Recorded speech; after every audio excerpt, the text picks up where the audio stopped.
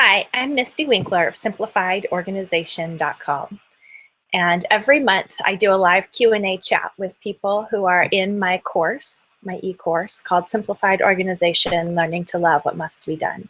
And in our October course, there was definitely a theme that kept recurring in our conversation. And that was, I'm making these plans, but I cannot make my plan work in real life.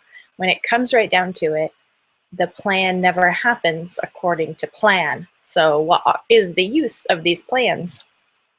And I have definitely been there, and I still go there sometimes. But I also keep coming back to planning and encourage people to do so, not because the plans work out in real life, but because it's more about the process than conforming reality to our ideas. We have to remember, especially as moms at home with children, that we are working with people. We're not working on our own. These aren't projects that do what we want. These are people. They are their own little souls.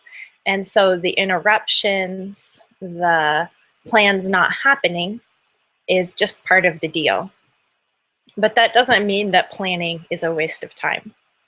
The planning is really more about the process of making that plan and working things out, thinking it through, and writing it out. It helps you to make better choices in the moment.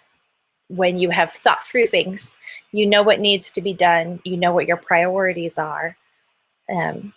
So then when those interruptions come, when things aren't working out like you would like them to, you have a better base from which to make a good decision in the moment. So it's important to make a plan, not because our plans always work out, because they definitely do not, but because the process of making the plan helps us be intentional about our choices in the moment. We know what we have to do and what we should be doing when we have a plan.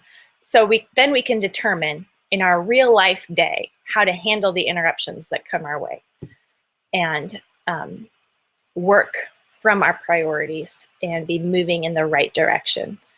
I know it's easy to blame the children for our plans not working out, but at least for me, it's just as likely that the plan's not working out because I don't want to. And I do what I would rather do, what I do in the moment. And the plan represents the better me, the intentional me, saying, these are the things that need to happen regularly. These are my priorities. So then when I feel that temptation to just do what I want to do in the moment, I can look at that plan, which is written out and laid out for me, and think, all right, am I going to listen to the plan, the better me, the intentional me, or am I going to listen to right now me, which is a lot more like my 2-year-old than a mature adult. So the plan helps me to know what I should be doing and to remember what I should be doing. It's kind of like an accountability tool. So it takes a lot. It does take a lot of tweaking and thinking and revising. The first time you make a plan, it's not going to work out well.